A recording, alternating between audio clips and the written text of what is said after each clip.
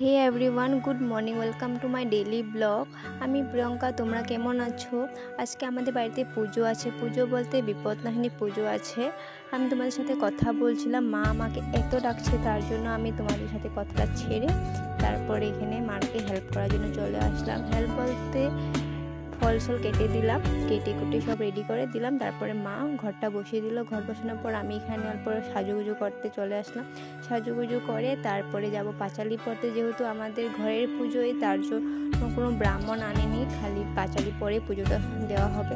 তো তোমরা দেখতে থাকো, এতক্ষণ আমি পাঁচালিটা পরে কমপ্লিট করে নিই।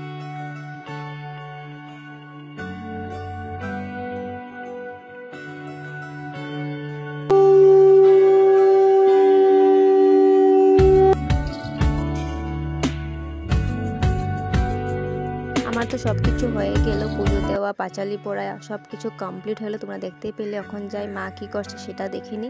মা এখানে পায়েস বসিয়ে দিল, খিচুড়ি বসিয়ে দিল, দুদিকে দুটা বসিয়ে দিল। তারপর এখন যাব আমি একটু ঘুরু ঘুরু করতে। ঘুরু ঘুরু বলতে জেঠিমণি ঘরে যাবো, কেন কি জেঠিমণি আমাকে সকালে বলে গিয়েছিল যে ওদের বাড়িতে আজকে পুজো দিবে, তার জন্য যেতে হবে। তো আমি যাই, মার সাথে কথা বলতে বলতে এখানে বের হয়ে গেলাম। তারপর জেঠিমণি ঘরে গিয়ে দেখি গিয়ে জেঠিমণি পুজো দিচ্ছে। আমাকে বললো সব কিছু রেডি করে দিতে। রেডি বলতে ফলমূল সব যা যা লাগে সব রেডি করে কাটাকুটি করে দিতে।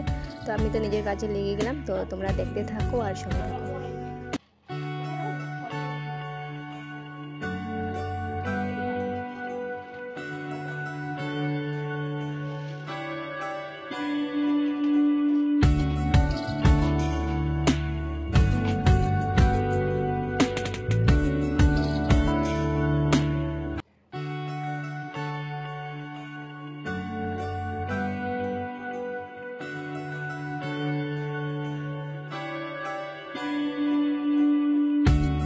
এখানে তো জেঠিমণি ঘরটা বসিয়ে দিল। দিদি আসার পর জেঠিমণি ঘরটা বসিয়ে দিল। আমার যা যা কাজ করা ছিল আমি সেসব করে দিলাম। এখন যাবো আমি বাড়িতে।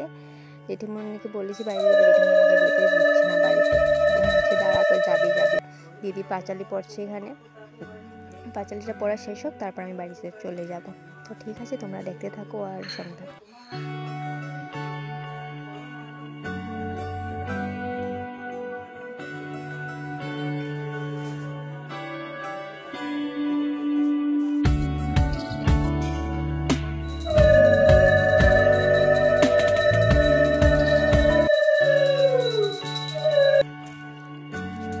এখানে দিদির পাঁচালি পড়া, পুজো সব কিছু শেষ হওয়ার পর আমি বাড়ির জন্য বেরিয়ে পড়লাম। বাড়ি গিয়ে দেখি মা কী করছে। এখানে গিয়ে বাড়িতে গিয়ে দেখি যে মার খিচুড়ি পায়েস সব কিছু কমপ্লিট হয়ে গেল।